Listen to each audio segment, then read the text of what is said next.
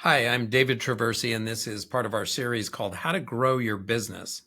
We're talking about your plan, and one of the early questions you have to ask is the business economically well grounded? Have you mastered a good basic understanding of microeconomics? Understanding microeconomics is essential to business success. I often tell people wanting to go into business to take two courses at the college level, microeconomics and financial accounting. More on the latter later, but as boring as microeconomics sounds, an understanding of it is essential.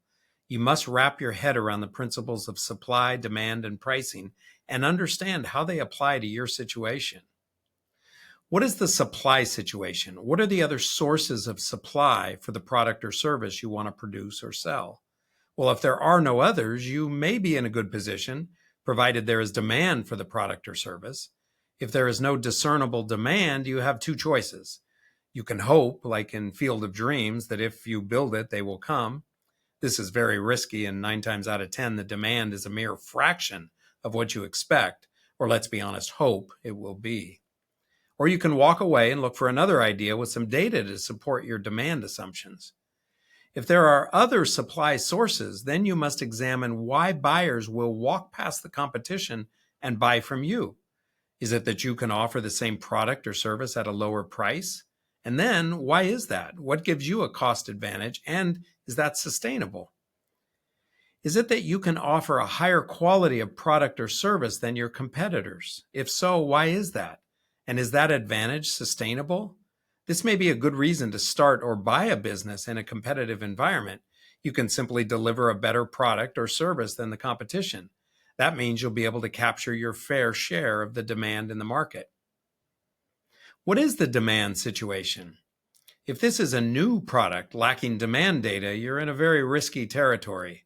Not to say you shouldn't launch this business, but make sure your eyes are wide open. You are risking a lot of time and money based solely on your hunch that demand exists. If this is an existing product or service category, then you can usually get some data on the demand, for instance, market size. Your biggest question should be around how and why you think you can capture your fair share or more of the market. Are you priced lower? Will you offer more value? In other words, a more valuable feature set for the money than competitors? What are the pricing dynamics? All other things being equal, when supply increases, prices decrease. When supply decreases, prices increase. When demand increases, prices increase. When demand decreases, prices decrease. If in this unrealistic world where all other things are held constant, you decide to increase prices, demand can be expected to decrease. If you decide to lower prices, demand can be expected to increase.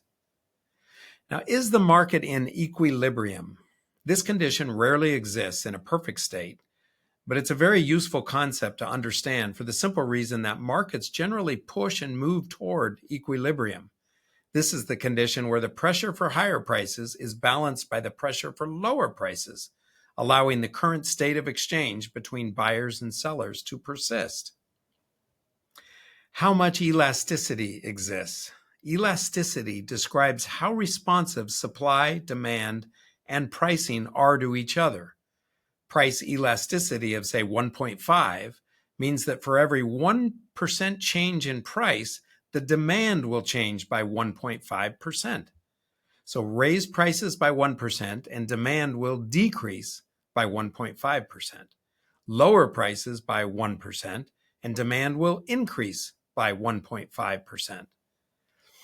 You can't really understand and then apply your knowledge of supply, demand, and pricing without understanding elasticity. For example, say you're looking at a concrete supplier.